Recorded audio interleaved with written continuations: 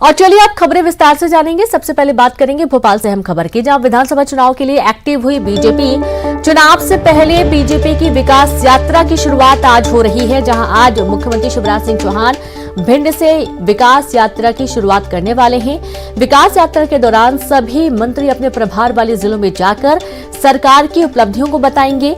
5 फरवरी से लेकर 22 फरवरी तक पूरे प्रदेश के हर विधानसभा में विधायक के नेतृत्व में 20 दिन चलेगी यात्रा। कई विकास कार्यों की करेंगे शुरुआत। दोपहर 12:30 बजे भिंड पहुंचेंगे मुख्यमंत्री शिवराज सिंह चौहान। तो 5 रथों को हरी झंडी दिखाकर विकास यात्रा का शुभारंभ करेंगे और आज से इस यात्रा का आगाज हो जाएगा। तो वही भोपाल से खबर है, रविदास जयंती के इस खास मौके पर दलितों को साधेगी कांग्रेस। कांग्रेस चीफ कमलनाथ ग्वालियर में करेंगे नमन। विधानसभा चुनाव से पहले आज कांग्रेस का शक्ति प्रदर्शन भी देखने को मिलेगा। पीसीसी चीफ कमलनाथ लंबे समय तक डालेंगे ग्वालियर में डेरा। आम सभा को भी करेंगे संबोधित। कार्यकर्ताओं के घर जाकर विधानसभा चुनाव के लिए करेंगे प्रचार।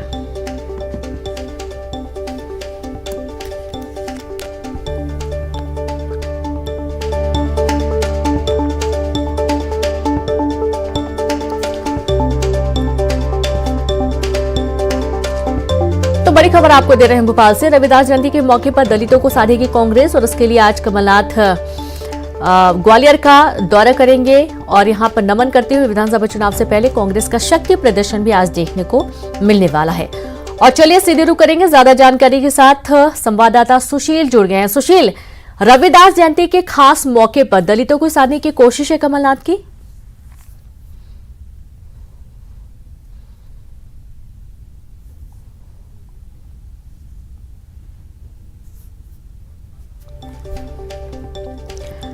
सुशील, आपसे फिर से बात करने की कोशिश करेंगे, आपकी आवाज साफ नहीं पहुंच पा रही है। तो देखिए कि कांग्रेस चीफ कमलनाथ ग्वालियर में करेंगे नमन और विधानसभा चुनाव से पहले कांग्रेस का शक्ति प्रदर्शन भी आज देखने को मिलेगा। कमलनाथ लंबे समय तक डालेंगे ग्वालियर में डेरा। आम सभा को भी संबोधित करेंगे। कार्यकर्ताओं के घर घर जाकर विधानसभा चुनाव के लिए सभी को प्रेरित करेंगे, किस तरीके से जमीन में काम करना है लोगों को। कांग्रेस पार्टी और जब कांग्रेस सत्ता में थी उस वक्त किस तरीके से बदलाव किए गए थे, इन तमाम चीजों की जानकारी भी देनी है। तो शक्ति प्रदर्शन के साथ साथ अब रविदास जयंती के खास मौके पर दलितों को साधने की तैयारी कांग्रेस की बनी हुई है और यही कारण है कि ग्वालियर में काफी दिनों तक अब जो कमलनाथ हैं वो डेरा डाल के रखेंगे। साथ ही आम सभा को भी संबोधित करेंगे और कार्यकर्ताओं के घर जाकर उनसे बातचीत करेंगे और विधानसभा चुनाव के लिए प्रेरित करेंगे। अब चूंकि ज्यादा वक्त बचा नहीं और इसी साल विधानसभा चुनाव है, जाहिर सी बात है पहले से तैयारियां करना होगा। सत्ता पक्ष को घेरने की रणनीति भी तैयार करनी होगी और इसके चलते किन किन मुद्दों को प्रमुखता से उठाना है, इसको लेकर भी मंथन किया जाना है। एक बार फिर से हम सुशील का रुख करेंगे। सुशील, अब लंबे समय तक ग्वालियर में डेरा डालेंगे कमलनाथ? बिल्कुल, देखिए अगर बात करें 2023 की तो मिशन 2023 की तैयारियों में कांग्रेस जुट गई है और आज रविदास जयंती के मौके पर पीसीसी चीफ पूर्व सीएम कमलनाथ ग्वालियर चंबल अंचल में डेरा डालेंगे। आज ग्वालियर में लगभग 7 घंटे तक कमलनाथ रहेंगे। यहाँ रविदास जयंती पर एक बड़ा कार्यक्रम आयोजित किया जा रहा है जिसमें वो शामिल होंगे, जिसमें बड़ी तादाद में दलित नेता भी शामिल होंगे। इसके अलावा दलितों को रिझाने की पूरी यहाँ कोशिश होगी क्योंकि 2018 में ग्वालियर चंबल अंचल में ही दलित वोटरों के दम पर कांग्रेस को बेहतर कामयाबी मिली थी। यहाँ की 34 में से 26 सीटें कांग्रेस ने जीती थी और मध्य प्रदेश में सत्ता भी हासिल की थी। 2020 में तख्ता पलट भी ग्वालियर चंबल अंचल से हुआ था। यही वजह कि अब 2023 में कमलनाथ एक बार फिर से अपनी खोई ज़मीन हासिल करने के लिए ग्वालियर चंबल अंचल में दलित वोटरों को फोकस कर रहे हैं और इसी के तहत बड़ा कार्यक्रम है। 7 घंटे तक ग्वालियर में कमलनाथ रहेंगे। इस दौरान वो रविदास जयंती का बड़ा कार्यक्रम करेंगे जिसमें वो शामिल होंगे और निश्चित तौर पर दलित मतदाताओं को लुभाने के लिए 2023 के मिशन यानी कि इस बार फिर से फोकस में दलित वोटर्स हैं। बहुत शुक्रिया आपका सुशील तमाम जानकारी के लिए। शहडोल से खबर है, गर्म लोहे से दागने के बाद फिर एक मासूम की मौत का मामला सामने आया। एक हफ्ते में ये दूसरी घटना है जब मासूम की मौत हो गई। अब देखिए कि कल भी इस खबर को न्यूज 18 ने प्रमुखता से दिखाया था। देर रात निजी अस्पताल में मौत हुई। 2 दिन पूर्व एक निजी अस्पताल में भर्ती किया गया था। 3 माह की शुभी कौल को भी सांस लेने में तकलीफ थी, समस्या थी और शुभी को 24 बार दागा गया गर्म सलाखों से। हालत नाजुक होने पर परिजनों ने अस्पताल भर्ती कराया था। सिंहपुर थाने के सामतपुर गांव की पूरी घटना सामने आई है। तो बहुत आश्चर्य की बात है कि मासूम जो बच्ची थी, महज 3 महीने की थी और उसे गर्म सलाखों से दागा गया क्योंकि उसको सांस लेने में तकलीफ हो रही थी। अंधविश्वास का खेल आप देखिए कि मासूमों की जान चली जाती है लेकिन इस पर रोक नहीं लग पाती है। ग्रामीण क्षेत्रों में आज भी ऐसी दकियानूसी बातें जो हैं मानने के लिए ग्रामीण मजबूर होते हैं, क्योंकि कई बार आर्थिक स्थिति अच्छी न होने के चलते अस्पताल जा नहीं पाते हैं और आसपास जो झोला छाप डॉक्टर होते हैं या फिर यूं कहें कि जो बाबा हकीम होते हैं, कई तरीके के लोग जो कि इलाज करने की बात कहते हैं, पुराने जमाने के इलाज कराने की कोशिश करते हैं और इस दौरान मासूम बच्चियों की जान गई। एक हफ्ते में दूसरी घटना है जब मासूम की जान गई है। संवाददाता सौरभ पांडे जुड़ गए हैं। सौरभ, एक बार फिर से एक मासूम ने दम तोड़ दिया। दकियानूसी बातें कि गर्म सलाखों से दागेंगे तो उसकी बीमारी ठीक हो जाएगी। जी हाँ, ये दूसरी बच्ची है जिसकी मौत हुई है। इसे 3 दिन पहले अस्पताल में भर्ती कराया गया था। इस पूरे मामले पर जो स्वास्थ्य विभाग के अधिकारी हैं उन्होंने बताया कि जो परिजन थे, पहले उन्होंने बच्ची को जब उसके सांस लेने में तकलीफ हुई, ठंड कारण उसे निमोनिया हुआ, तो पहले स्थानीय झोला छाप डॉक्टर थे उनके पास इलाज कराया। उसके बाद उन्होंने वो पारंपरिक जो दगना प्रथा चली आ रही है उस हिसाब से वो दगना गर्म लोहे से उसके पेट में दाग करवाए। इसके बाद भी जब स्थिति नहीं सुधरी तो उसे मेडिकल कॉलेज शहडोल में भर्ती कराया गया और उसके बाद परिजनों को ऐसा लगा कि मेडिकल कॉलेज में वो ठीक नहीं होगी तो उसे 1 दिन पहले एक निजी अस्पताल में उपचार के लिए भर्ती कराया था, जहां देर रात उसकी मौत हो गई है। जी बिल्कुल, बहुत दुखद ये पूरा घटनाक्रम है। बहुत शुक्रिया आपका सौरभ जानकारी के लिए। और खबर पेंड्रा से, अलग अलग हादसों में 4 लोगों की मौत का मामला सामने आया है, जहां 3 सड़क हादसों में 4 लोगों की दर्दनाक मौत हो गई। हादसे में 2 बच्चे गंभीर रूप से घायल हो गए। घायलों को जिला अस्पताल भर्ती किया गया है।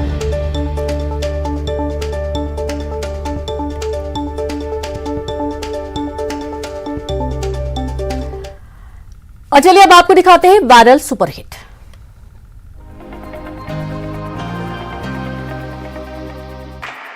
बेहतरीन इंटीरियर, चमचमाता फर्श, अलमीरा, शानदार बेड, एलईडी टीवी, आकर्षक लाइटिंग, टेबल कुर्सी, कमरे, हॉल, किचन, बाथरूम, सब कुछ है इसके अंदर। आप सोच रहे होंगे जरूर किसी बड़े शहर की शानदार अपार्टमेंट का ये फ्लैट होगा, लेकिन हैरान रह जाएंगे आप जब हम आपको इस घर की पूरी जानकारी देंगे। तो चलिए बताते हैं जनाब, ये इंटीरियर है इस कंटेनर टाइप ढांचे का, जिसे हम फोल्डेबल घर कह सकते हैं। उद्योगपति आनंद महिंद्रा ने इस वीडियो को शेयर किया है। उन्होंने जानकारी देते हुए लिखा कि करीब 40 लाख रुपए में 500 वर्ग फीट का अनफोल्डेबल घर संभवतः भारत में इससे भी सस्ते में निर्मित किया जा सकता है। आपदा के बाद आश्रयों के लिए भी बिल्कुल सही। नवोन्मेष किफायती घर प्रदान करने की हमारी समस्याओं का उत्तर है।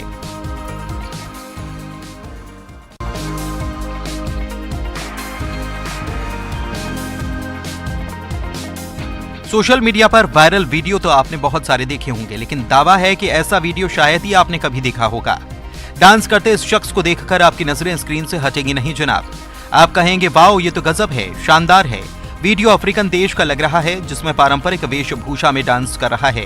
पैर तो ऐसे हिल रहे हैं मानो स्प्रिंग हो, एकदम मशीन की तरह। लेकिन ठीक उसी समय शख्स के कमर के ऊपर का हिस्सा बेहद शांत, जो आपको भी हैरान कर रहा होगा।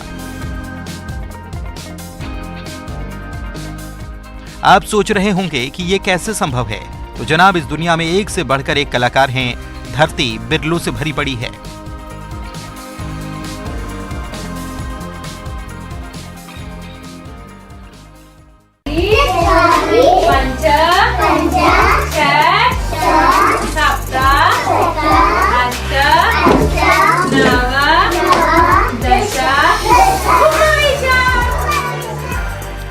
हम समझते हैं स्कूल बच्चों को किताबी ज्ञान देने के लिए है, लेकिन अब करिकुलम बदल चुका है। अगर यही धारणा है तो आप गलत हैं शायद।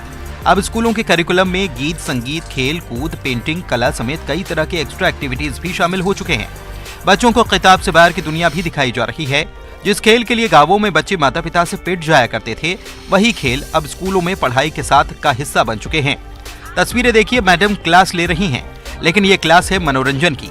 मैडम आंखें बंद करती हैं और देखते ही देखते बच्चे टेबल कुर्सी के नीचे छिप जाते हैं। फिर टीचर उन्हें ढूंढती हैं तो बच्चों के चेहरे खिल उठते हैं। इस खेल के कई नाम हैं, आई स्पाई से लेकर लुका छिपी से लेकर चोर सिपाही तक। जो भी हो, ये वीडियो खूब वायरल हो रहा है।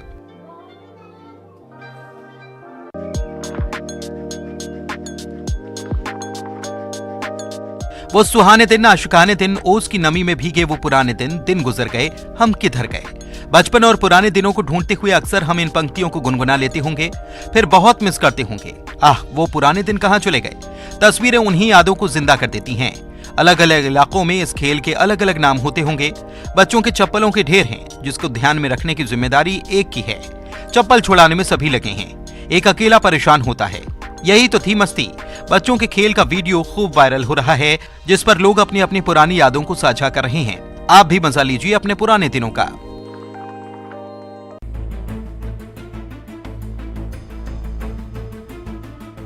बाइक और कार के स्टंट तो आपने बहुत देख लिए, अब देखिए बस का लहरिया कट। प्राण को अलग में लाने वाला बस का स्टंट। ये वीडियो सोशल मीडिया पर जमकर वायरल है। पहले तो सड़क शांत, एक मोटरसाइकिल सवार जाता दिख रहा है, तभी तेज रफ्तार से एक बस आती है। ऐसा लगा बाइक सवार की जिंदगी तो गई और बस भी कंट्रोल से बाहर। लेकिन जनाब ठहरिए, अभी और जरा देखिए। वो मोटरसाइकिल सवार अब भी सुरक्षित है और बस ने भी क्या गजब का टर्न मारा। स्टीयरिंग ऐसे घुमा जैसे वीडियो गेम हो और फिर उठ गए बस के पहिए। गनीमत रही कि जान बच गई। ऐसे स्टंट जानलेवा हैं, हमें बेहद सावधान रहने की जरूरत है, राह चलते हुए भी।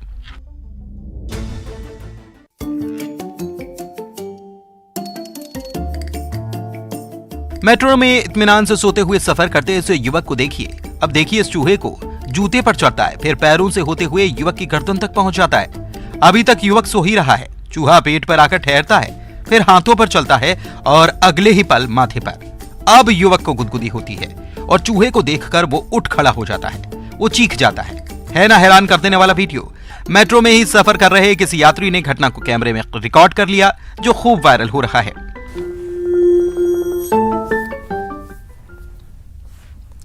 और इसी के साथ इस बुलेटिन में इतना ही। नमस्कार।